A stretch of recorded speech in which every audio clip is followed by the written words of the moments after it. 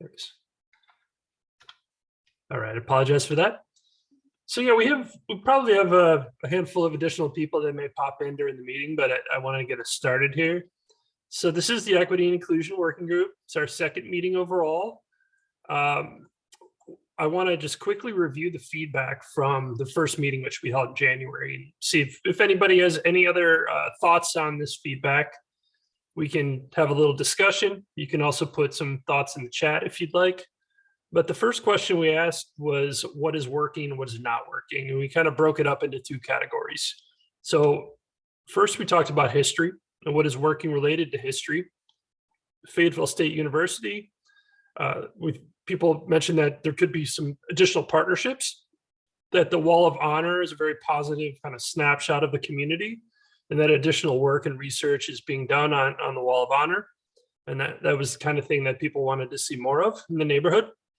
That the churches in the area generally work together and they're involved in the community. And they were heavily involved during the civil rights period related to history.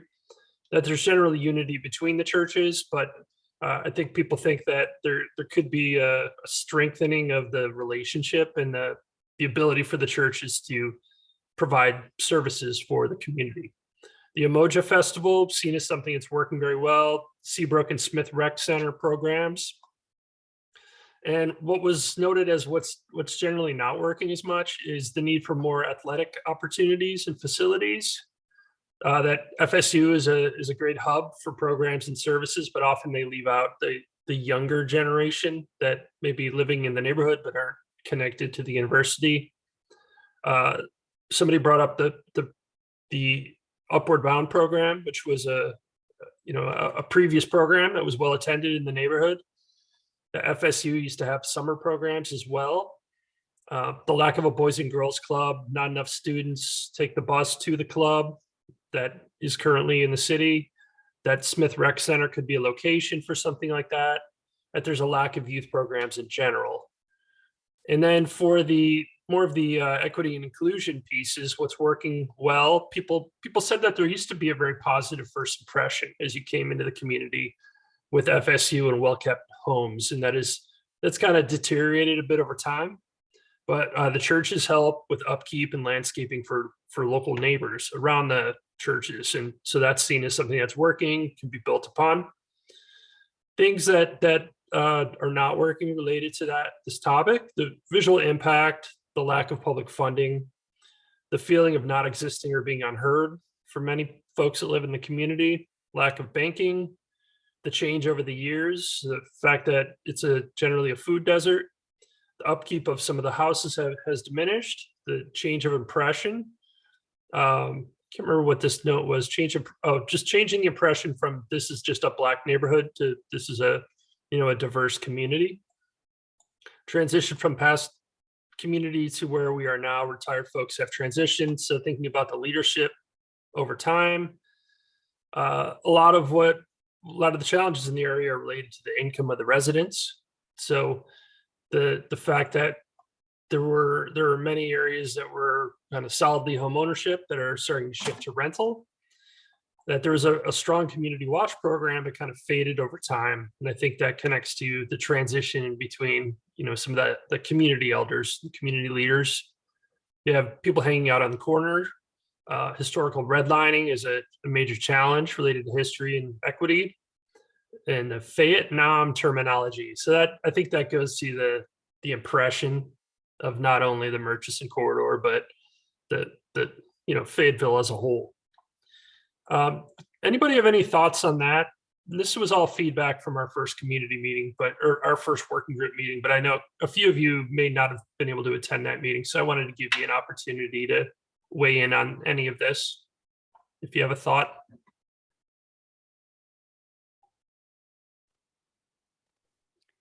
Tanisha, go ahead. Yes, a couple of things. With the Boys and Girls Club, I think that could probably be an easy fix. I do personally know the current CEO of the Boys and Girls Club, and I can contact her about transportation and possibly reaching out in the community to so the kids can attend their program.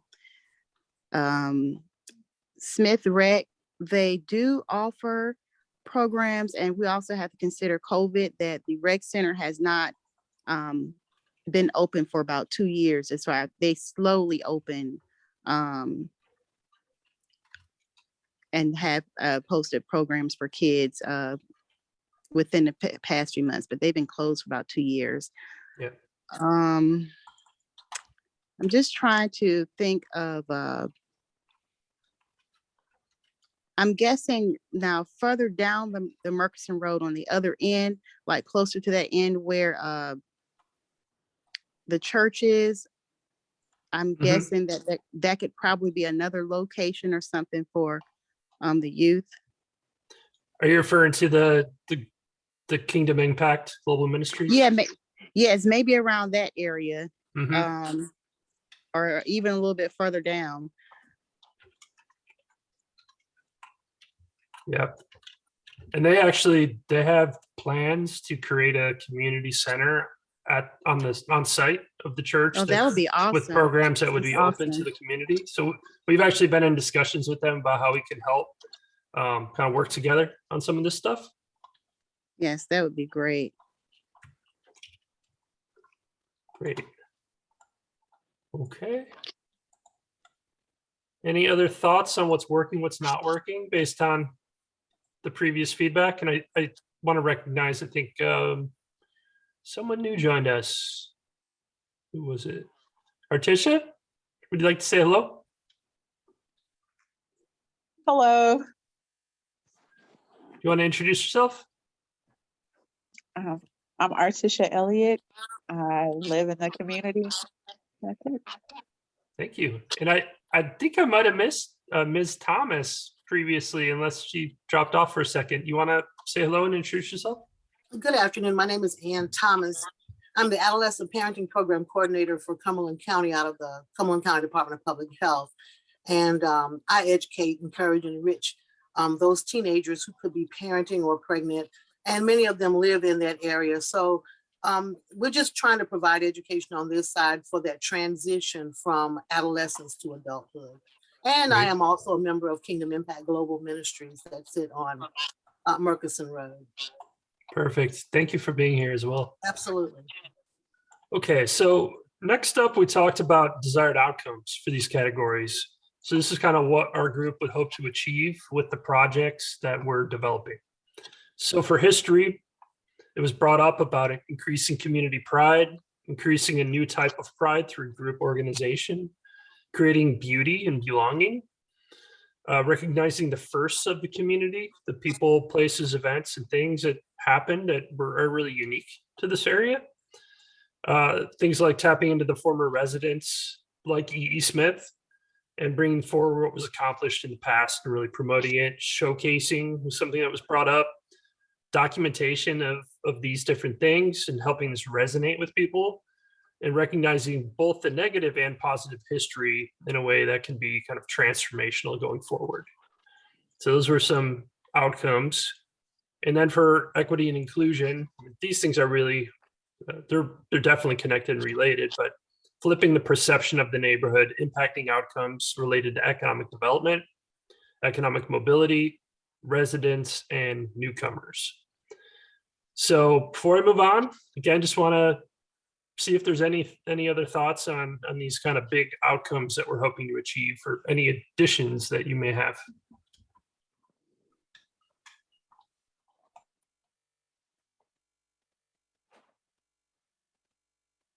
Hello. Hello, Tanisha, go ahead.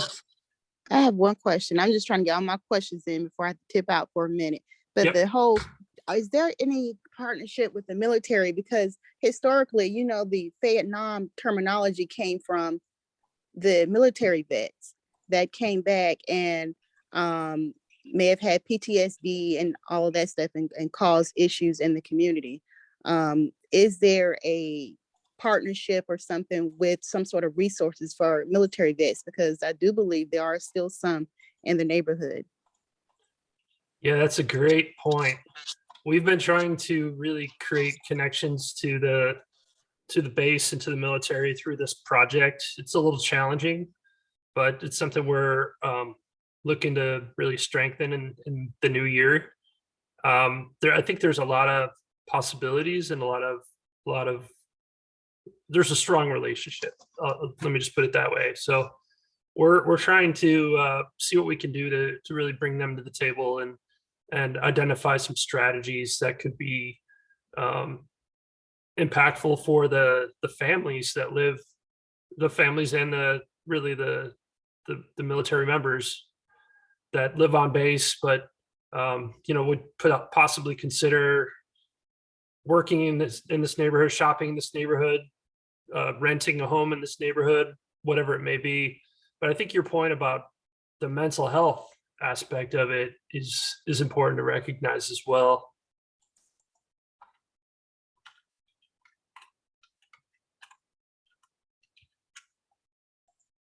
Okay, well, I'm going to move us forward into the more interactive part of the meeting here. And I hope you all can help out with this. I know some of you have to kind of jump off to other things or kind of multitask. But what we're really going to do here is we have a series of project ideas that have been brought up both by this working group as well as by the community as a whole relating to these topics. And I've started to put together a list of these ideas, and I need your help to prioritize these potential ideas so we can filter a big list down to some high level projects that we think could really have an impact. So what I'm going to do is I'm going to invite you. We're going to use this platform called Mentimeter. And this is our first run through. This is our first working group using it. So if there's any technical bugs, we'll try to work those out together. But let me get this rolling. And there's a couple different ways that you can provide your input in this. So let me, first thing I'm going to do is invite everyone to, and you should see a little thing pop up with your Zoom. You can click, I think it'll just ask you to install the Zoom app, which is Mentimeter. If you don't feel like doing that or you're not able to do that, there's other ways that you could provide feedback.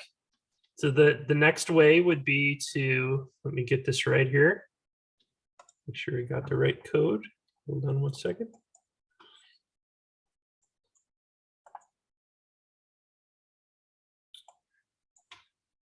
Okay, so in the chat, I'm putting a link.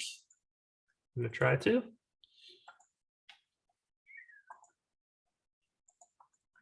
Oops.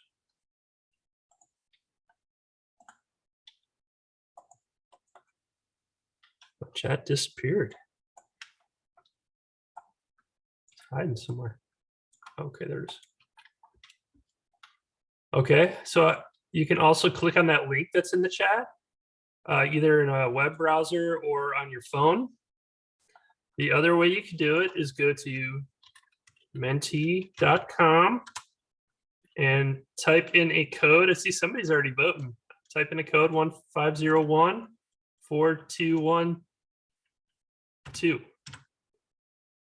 All right. So you will be able to see some of these questions, and I'm just going to bring this up.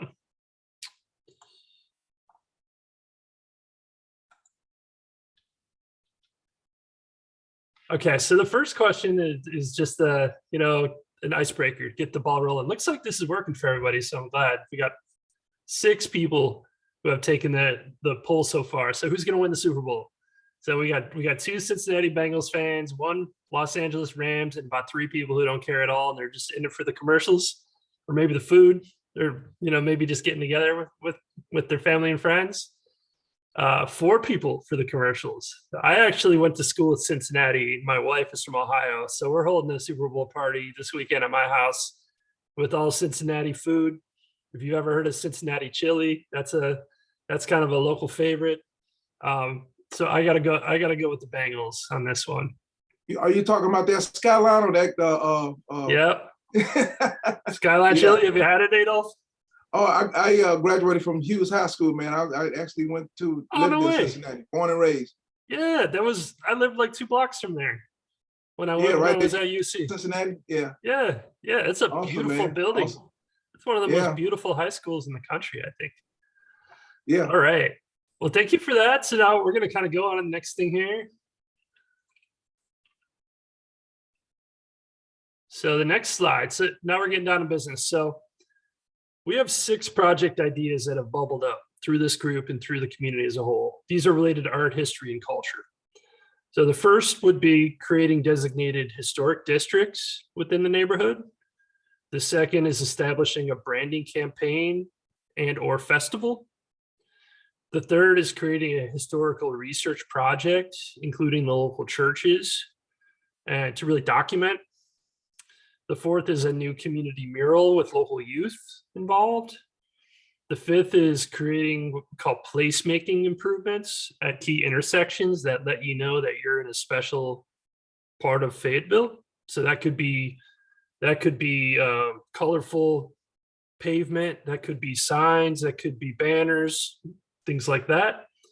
The sixth would be really developing additional arts and music programs through some of our local partners. So you all will have a chance here to select your top 6 options in order. And then that'll show us in real time how these are being ranked. So I'm going to give everybody a few minutes to think about that. If you're having any trouble with the polling, you can also just put your thoughts in the chat, or if you want to come off mute and describe it that way as well. But we'll let everybody vote here on the first question.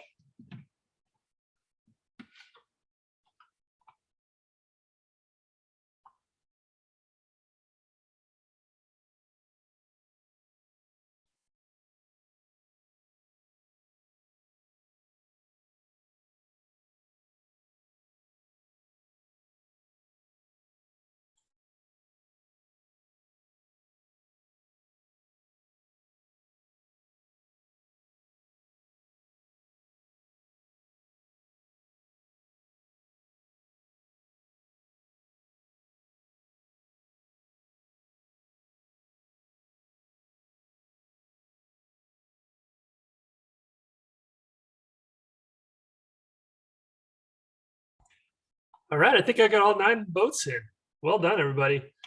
Are you able to see the results on the screen, or do I need to do something? Let me see if I can. I might need to.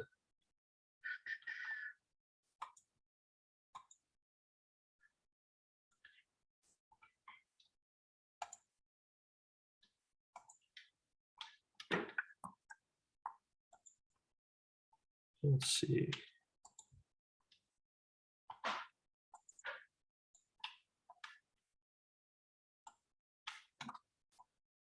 Arrange things a little bit here.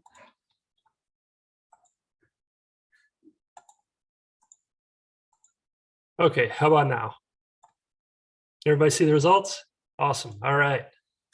So we have number 1 is create designated historic districts.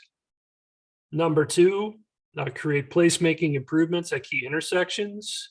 And then tied for third, there was 2 different projects. So establishing a branding campaign and festival and developing additional arts and music programs.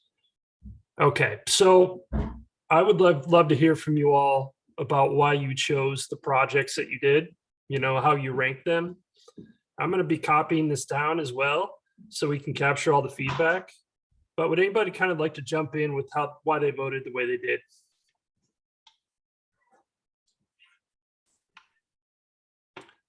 Dominique, you want to go first?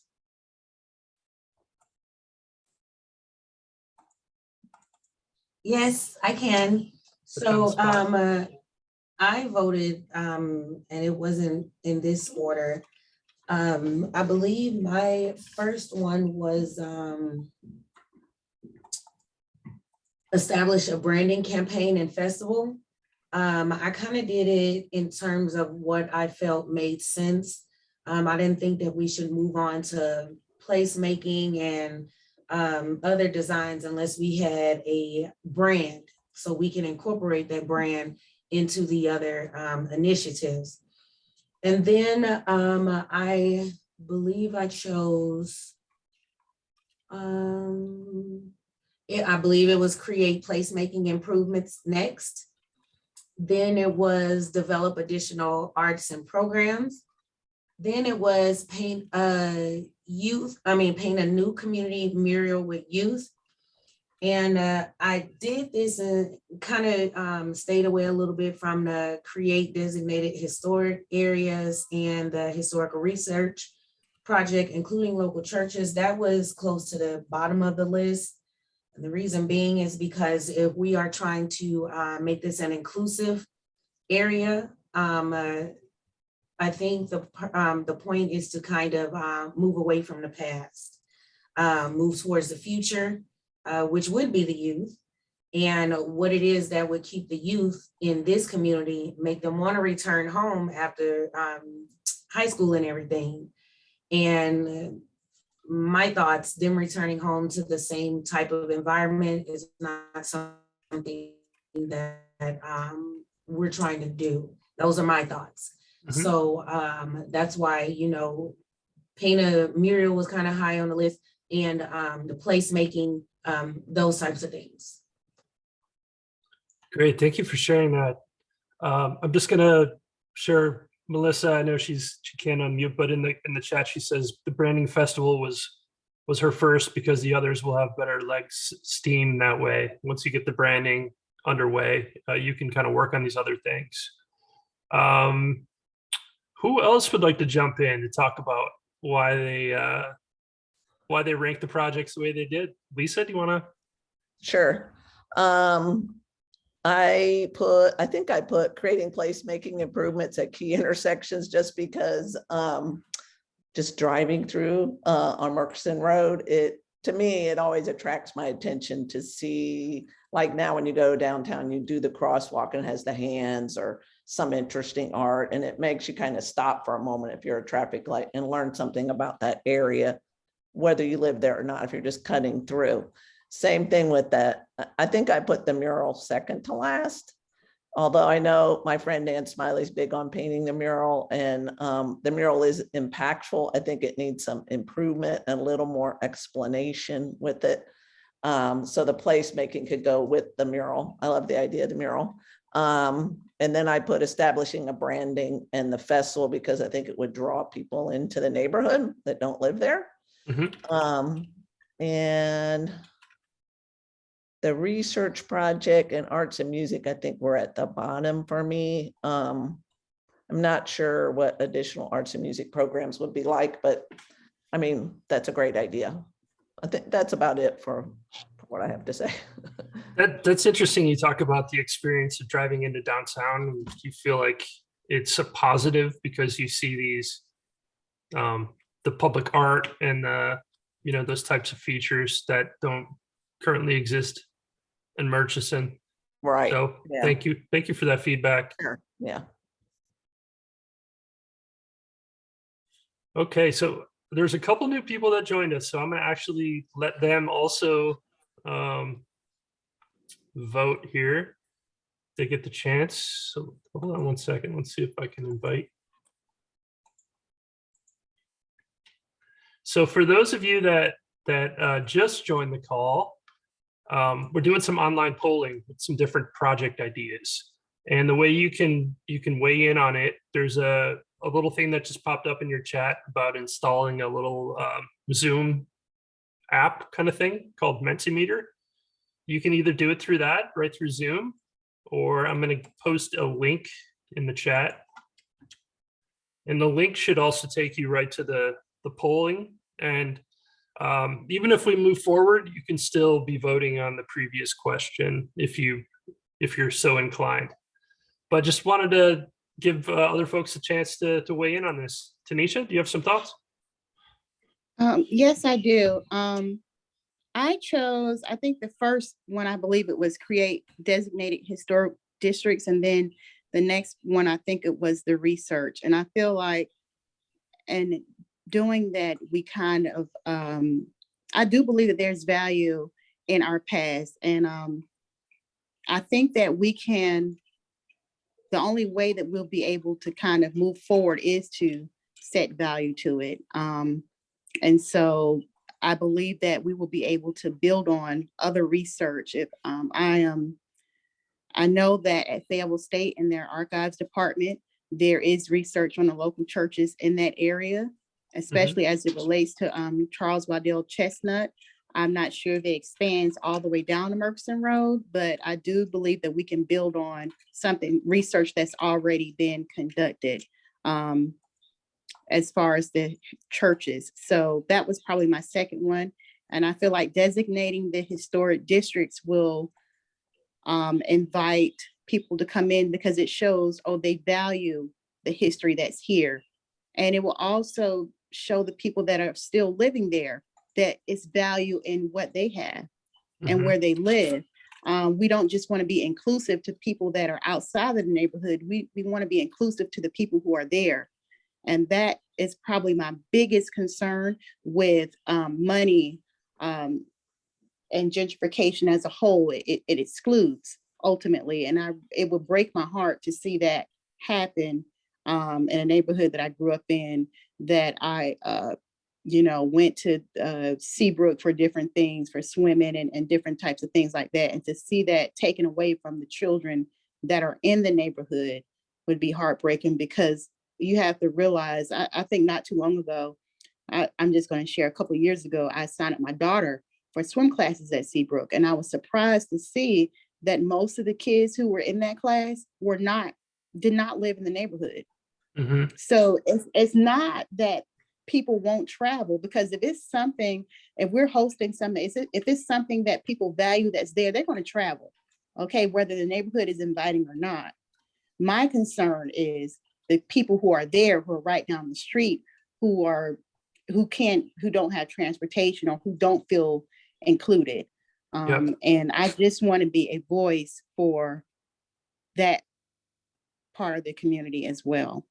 So I think the development of additional arts and music programs, I chose that one pretty high up, because I know that, within the county, they budget cuts and everything, music is not a big focus anymore in school. And if it is, the kids need money for instruments. So we just kind of have to think about, if we're talking about equity, then that's what we have to think about. How to provide equity and inclusion. If we're looking at music and we're looking at arts, the equipment for those programs can be pretty expensive. And so maybe we can address the need in that way. And of course, the branding and festival, all of the ideas are good, but I just want to make sure that we're not excluding who's already in the neighborhood. Yeah, that's a really good point, is thinking about, are we just advertising the neighborhood to outsiders rather than really trying to promote, what's there today for the residents that live there to be able to use, and making it easier for people to access resources and programs. So thank you for your thoughts on that. Cynthia, would you like to go next? Sure. I loved everything that Tanisha, I think that's her name, said, and the young lady prior to her about creating designated. My first choice was creating designated historic districts, because there is a lot of history in the Murchison corridor. I currently live here. I grew up here. I went to Seabrook and, in the different places. And people, a lot of people still live in this corridor who are a part of our history. A lot more than most people realize. This area, this corridor, this district has been a part of Fayetteville for forever. And this is where a lot of African American history resides. And, how can we move forward if we don't reflect on the past for the new people, even the people that don't live in the area? My second choice is to create historical research projects to include the local churches. If you drive down the corridor, there are many, many churches. We have a lot of churches, a lot of small churches, and not to mention, there are several large churches. And it would be wonderful to include the churches in this historic journey that we're taking, because a lot of the people who live in the community are a part of these very churches that are located in the district. I think my third choice was create placemaking. Is that what it is? Improvements? Yes. I love the idea, that the lady was speaking to. I'm sorry, I can't remember her name, but how you walk downtown and you see the hands and the sidewalks, and it draws attention, and that would be great, to tie that in to just spotlighting the historic presence in this area. I am also currently working through the Neighborhood Watch to have some of the area placed on the National Historic Registry. And I must say that we do qualify. We've been told by the North Carolina um, um, Historical Preservation office out of Raleigh that we do qualify. So, and Fayetteville State goes way, way back. E. Smith was one of the first presidents there. So he was the first president there, and it was a school just for African Americans. So there's a lot of history here that I think we can promote through a designated historic district. My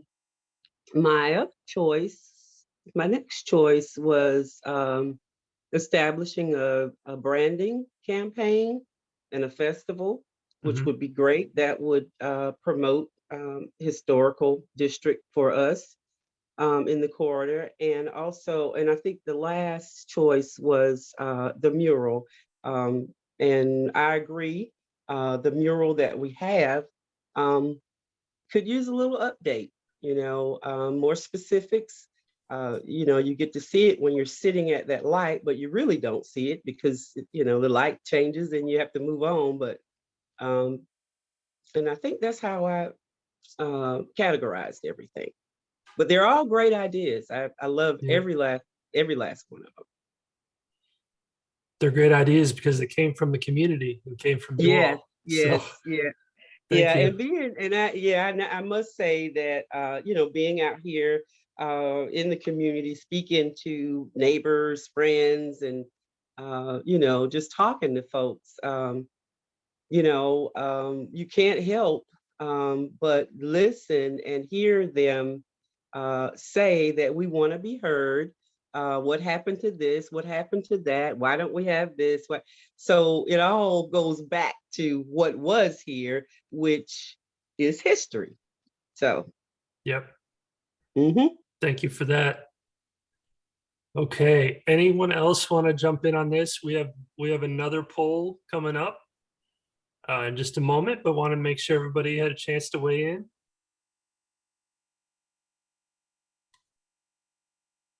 All right, let's go to the next. We can always come back. Okay, so the next question. Again, these are ideas that came out of this group or came from the community as a whole. So how do you rank the following equity and inclusion strategies in terms of your priorities? Number one, improving code enforcement for the residential areas, as well as the commercial parts of the neighborhood. Number two would be a big idea of repurposing the E. Smith campus as a community training center if the school were to relocate. Number three is improving promotion and incentives for businesses to locate in the neighborhood. And we have a business expo coming up in about a week or so to talk about existing tools for local businesses. But this would be kind of going beyond what's currently available and trying to provide additional resources. The fourth would be actually a business incubator space, which would be a physical location in the neighborhood for startup businesses to kind of grow from. Let's see, the next, and these have started to move around because people are voting, which is awesome. Establishing community cleanup programs. That's pretty self-explanatory, but that would be neighbors getting together, maybe with some churches or other folks to kind of have a very robust cleanup effort. And I think, last one, expanding multi-generational programming for families beyond what's currently available in the neighborhood. So you guys know the drill. We'll give you a couple minutes to think about this, and then we'll have a discussion.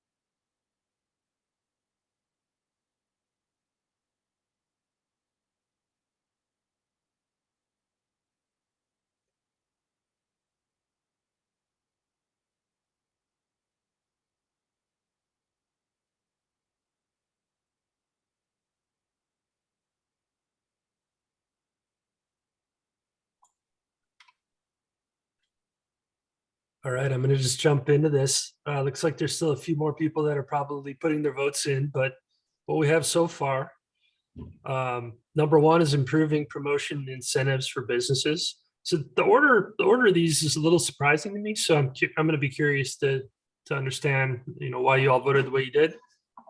Number two looks like expanding multi-generational programming for families. Number three, at this point, is establishing community cleanup programs. And then number four, repurposing E.E. Smith as a community training center. 5 would be a business incubator, and 6 is code enforcement, kind of at the bottom of the list so far. Things are still shuffling a little bit as people get their votes in, but again, just want to open it up for feedback and dialogue here on these particular topics. Anybody want to jump in, get us started?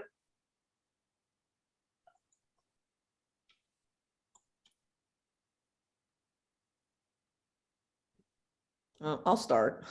Okay, thanks, Lisa.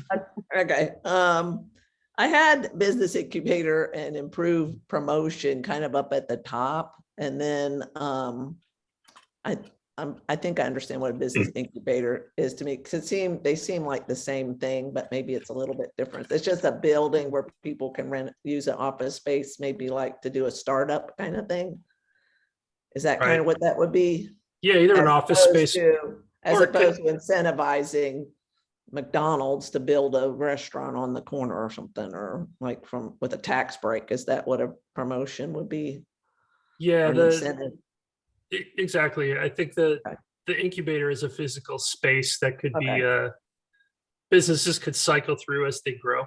Yeah. Whereas the promotion incentives are like, okay, we're going to provide a tax break, or we're going to provide startup funding for you to locate in the area. And I like create a business incubator. I'll put that at the top then, now that I understand that. Because to me, it really helps somebody who just has a simple idea that could grow into something much larger and gives them a chance to start up. Then I had community cleanup program in there second. And then I love the idea of the multi-generational programming. Then repurposing E.E. Smith if the school moves into a community training center. What does training center mean? Like for jobs or? Yeah, I mean, obviously it would need to be defined, but the initial thought is that it would be a job training resource center where Okay. people could come for programs, but also to understand what available jobs are out there and how they connect to that and everything like As that. opposed to a community center where you could have these multi-generational programs. Yeah, this would be much Okay. more focused on education and training Okay. versus like Okay. having a whole range of things. But yeah, I think we should discuss it, definitely.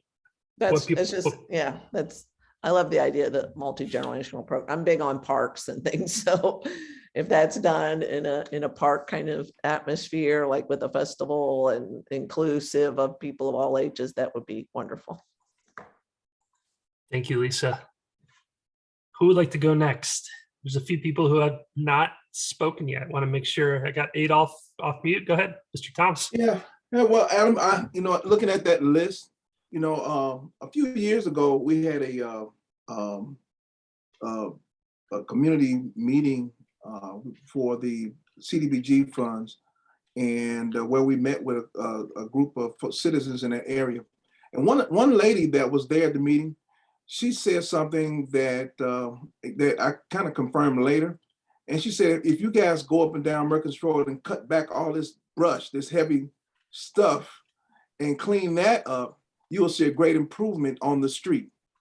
And it wasn't for maybe about a month later as I drove up and down the street and I realized she was correct. I mean, everything from sugarcane patches to, limbs hanging over the houses and that kind of thing. She said that would be, if you did that, just that one thing in 1 year, you would make a great impression and great improvement of the neighborhood. That never really happened. And I imagine there might have been some stumbling, some barriers to do that, but just to improve the greenways and to, like I say, offer help to cut back, because we don't have anything that cuts trees back. As far as cities, we don't have no program that cut trees back off of houses. That's on the citizens' part thing to do, and that's a heavy cost to tear down a tree. That's disturbing a home. And the other thing I did give leeway to the improvement of business programs along that corridor too as well. So that would be a great help to a lot of those folks that are, doing businesses on that corridor and trying to improve them from physical to merchant, inventory and all that kind of stuff. So that was my view. Okay. Thank you.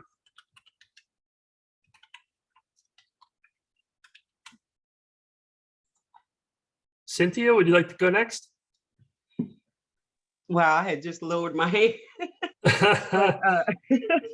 But I ditto to what Mr. Thomas just said. I ranked, established community cleanup programs. You've got to clean up before, the area needs to be cleaned up, period. Clean area promotes pride. And I think, from talking to just plain folks who live in the corridor and in my community, these people have a lot of pride. And over the years, it has diminished. It feels diminished from the way the Murchison corridor looks. So simply having a cleanup program, to get everybody on board to, make the place look great. My second option also falls in that line. Let's see, improve code enforcement.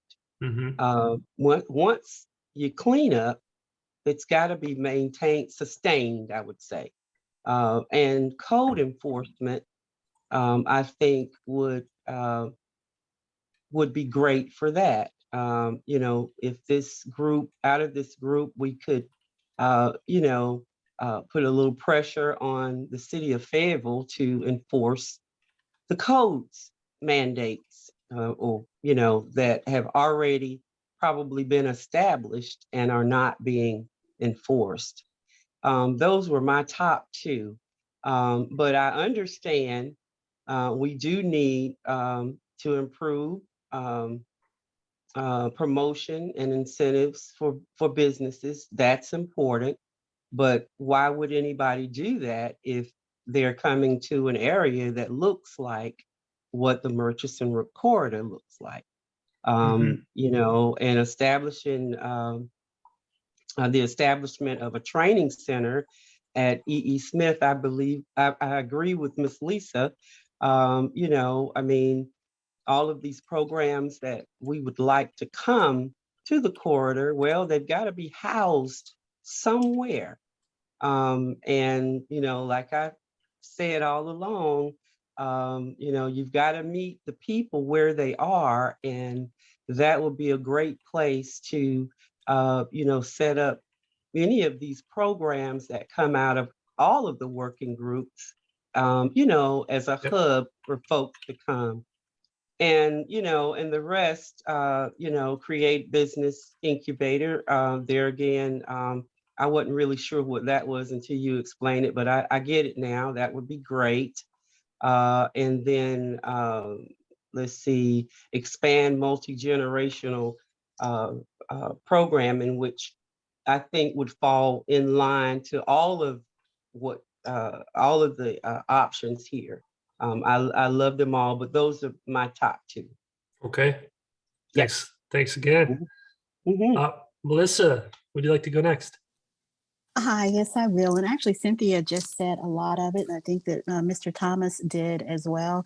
My top two were cleanup and code enforcement for similar reasons. And I'll just say that, when we look good, we feel good. And I think if we do that, we will mobilize and energize a lot of residents so that they become on board with the growth and improvements that we're trying to make there.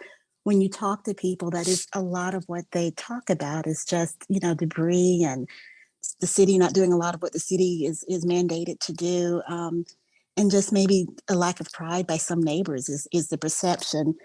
Another perception is that this is being done so that we can promote businesses that are not typically drawn to the area.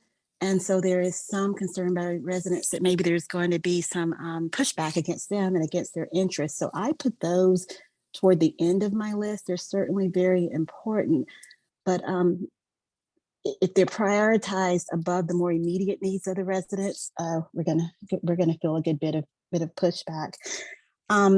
There is a need for a business incubator, but we had that. What was it? The business center down where WIDU currently is. And I remember when working with Mr. Shorter, who was there wasn't a lot of utilization of the services that were available there. So maybe cleaning up the area first might draw more people to the resources that would be available there. One of the things he talked about before he passed was trying to get someone like myself or anyone else who would be interested to come in and build that back up. So I certainly would like to see that happen. I just don't know that the receptivity for that would be something that would justify us prioritizing it above the number 3, maybe number 4 on the list. And I think that was it. Oh, certainly repurposing E.E. Smith. I think I put that last only because of when that might actually come to fruition.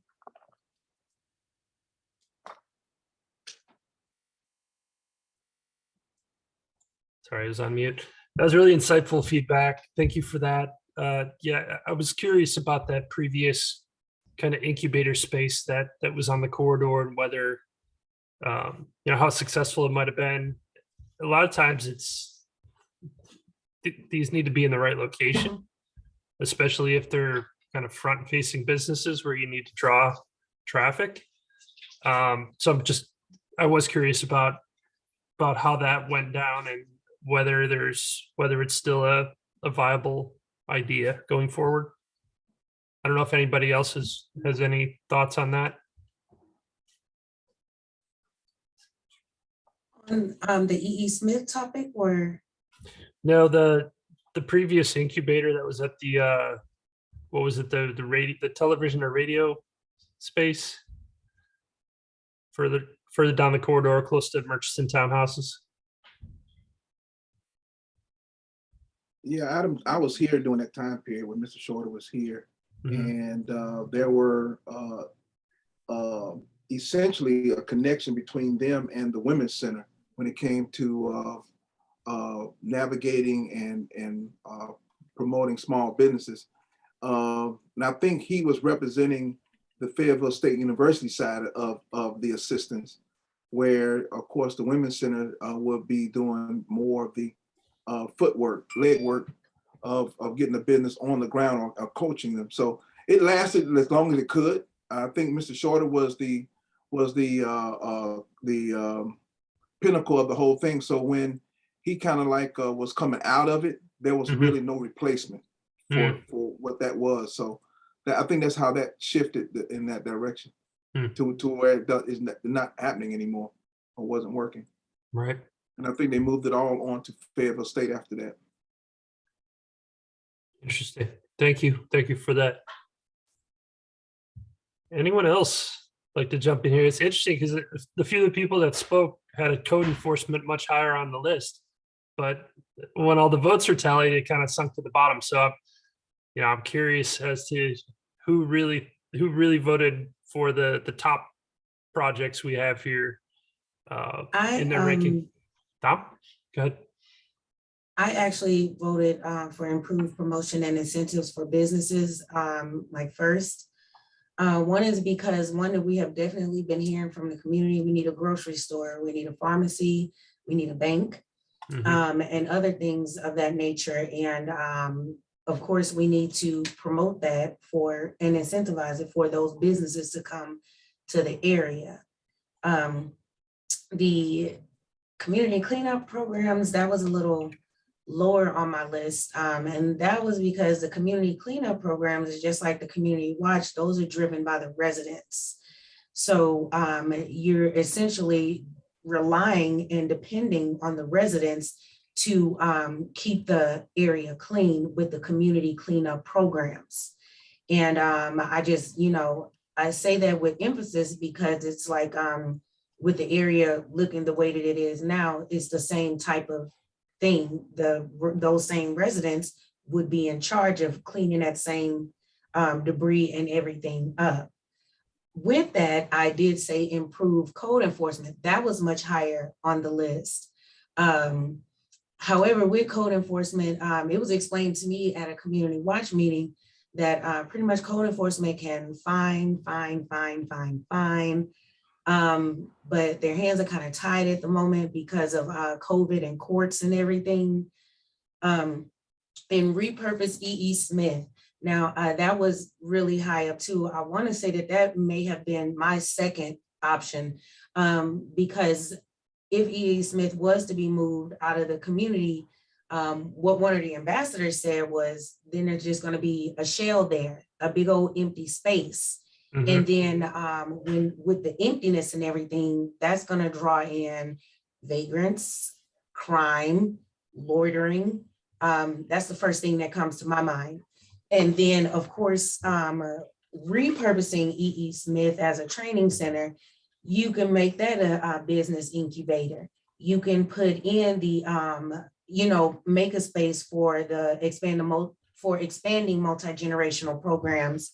You can move several of those things into E.E. Smith if it was repurposed. I said that like to create the business incubator, I think I put that right at number 3 underneath repurpose E.E. Smith. Because like what Ms. Lisa said, it's very important to like give certain people like a start. And I don't want to say start to certain people, everyone. It's important to give people a start. If they don't have the funds or the means, they just need a place to go. I feel like E.E. Smith could be repurposed for that as well. It is a very large school. So there are several different, ways that the school can be repurposed. But that was my thoughts. Yeah, that's a good point, that having that space available could house some of these other project ideas that we want to do. Thank you for sharing that. Anyone else like to jump in here? This is Jennifer from the Yes. Health Department. I put code enforcement and the cleanup lower on the list. I thought they were really important, but I think I was picking up on some of the reasons that Dom named too. I think, I was thinking about sustainability, particularly around the community cleanup. I think, that doing the full cleanup, I think somebody talked about like all of the tree removal and all of that piece. I think that sounds really good. And then my second thought was, how do you make that sustain long-term after you do it one time? And I think about like the Adopt a Highway, where people are really excited about it first, and then how do you keep that going after it's done? And so I was thinking, and when I was prioritizing about which of these things might be sustainable, or if you have training, what could happen maybe long-term. And then I agree with Tom that, if you have the training center, a lot of the things, the multi-generational programming could happen at a training center, or you could somehow incorporate some of the business incubator pieces with multi-generational programming. So I think some of these for me, I just sort of frankly ranked randomly because I thought you could happen at the same time. Mm-hmm. Yep. All right. Well, thank you for sharing that. I'm just going to show everybody where we landed here. Oops.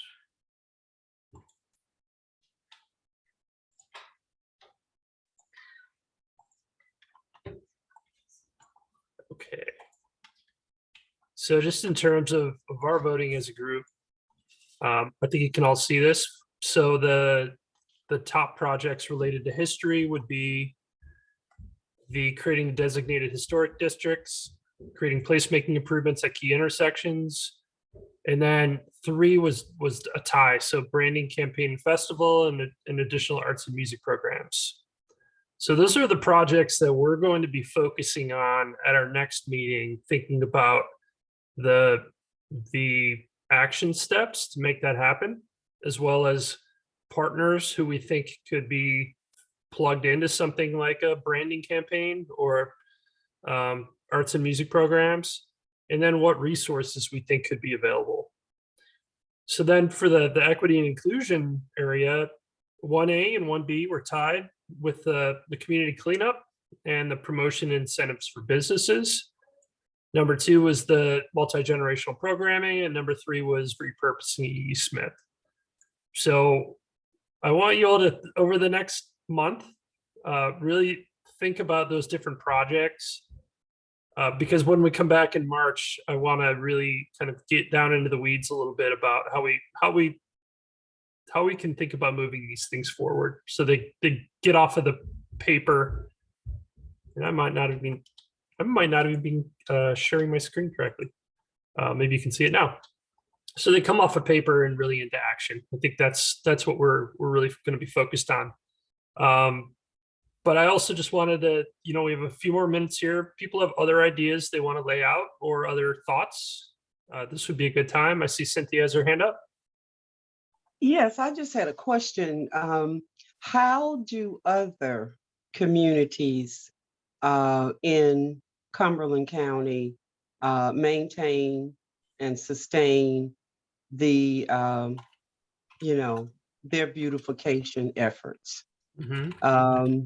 It was mentioned that, the people who live in the community, of course, a homeowner, they're responsible for cleaning up their area and things like that. And, we're working hard on I know we're working hard on the community, the neighborhood watch, trying to build the numbers up there in order to, kind of penetrate throughout the community to, incentives for, keeping the area clean. So I guess my question for the group would be just that. How do other communities in Cumberland County maintain, sustain the beautification in their area? Yeah, that's a good question. And I think it depends on whether it's a residential area or a business area. I know Mhm. typically in more business areas, you could have a business improvement district or something like that, where it's an organization of businesses. They pay a little bit into the pot to actually pay for cleaning along the Mhm. commercial part of the corridor. Sometimes they even pay for security guards and things like that. In the residential area, you're going to be looking at, more of like a homeowners association, or if it's through a neighborhood association, you could be, potentially they could help to do the organizing and maybe provide some startup funds to help people do cleaning. But yeah, it's a Mhm. good question for all us to ponder. And if people would know of other parts of the county that do this well, that could be models that we could look at, that would be great for us to do some research. Adam, this is Telly. If I can jump in real quick. Absolutely. And Ms. Leaks, that's an excellent question. And I will say one, just to level set, we don't have a bunch of business improvement districts, but it has been the individual business owners who are Mhm. kind of responsible for their own frontage and taking care of their own property. As far as the residential community, I think the best practice has been just connection in the community and that Yeah. whole community pride. And I think the more and more we build that connection and community pride, it really does start with neighbor to neighbor and then expands to a street to the next street. So I think that's what I've seen, and not only just in Cumberland County and here in the city, but just in the other places that I've worked throughout the country. And I'm sure, Adam, you can chime into that as well. It's really that connection to individuals and that community pride. Mhm. Thank you. Yeah, and we've done things that have been pretty successful by kind of making it fun, doing like a house or block cleanup event or contest, where you get a sponsor like Home Depot or Lowe's, and they help to provide some materials and some kind of assistance for people that want to fix up their front yards or front porches. And then you have a contest around it. People win prizes. They get a sign in their yard that they're the winning, house, all that stuff. So I see Adolph has his hand up as well.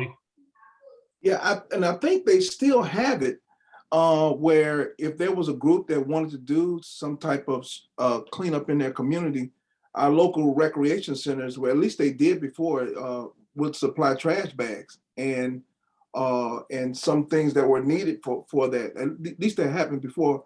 And you could check. I don't know if Dr. Whitfield knows if that's still going on, but they would offer those trash bags and to the group to go out and do their community cleanup. Yeah, we still have Fayetteville Beautiful, and that actually has been an effort that council has doubled down on. Several of the council members are very interested in that grassroots kind of community engagement and community cleanups. So absolutely, that's an option. The other thing I was going to think about was partnerships, as Adolph referenced, but not even just with businesses, but with nonprofit organizations and faith communities to take care of different areas of the community. And some of the older residents who may not have the ability to take care of their own properties at this point. Wow, it sounds like the neighborhood watch has its uh has its job, this is something Right. that we can bring up, Right. because that really needs to happen. We have to help ourselves in our own community. And I get that, I understand that. And I appreciate it. One of the things that I try to impress upon staff is that we really want more of code compliance than enforcement. Yes. So the more and more that we can be proactive in assisting with residents to maintain their properties, the better off we are. Yeah. Just one more thing for Cynthia. I think one of the things, like for us out here in Harris Place, where I'm at, one of the confusions about Community Watch was people thought that they had to have a flashlight walking up and down the street looking for crime. They didn't realize that what we really wanted was a community group that worked together to improve the communities, like when we do our Saturday trash cleanup. So that brought new members in and people on our online stuff to participate, especially when we're like putting together stuff for a homeless program. So getting rid of the image of what people think or concept of what people think a community watch is could improve the number of people that you get. Thanks. I agree. You're absolutely right. It's community watch, period. We're watching out for one another and, coming together for more than one purpose. So.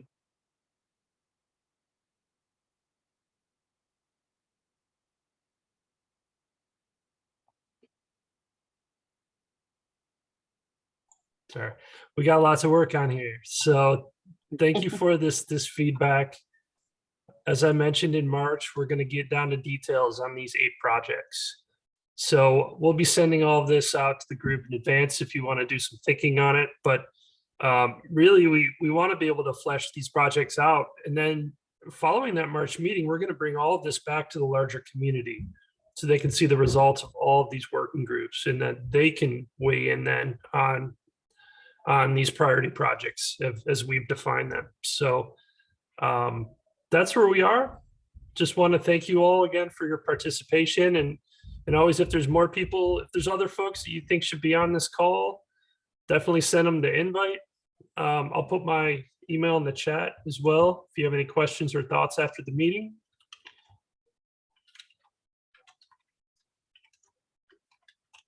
Feel free to send it my way. But again, have a great rest of your week, and we will see you all very soon. Bye, everyone. Bye, everyone. Thank you, Adam. Thank you. Bye, Don.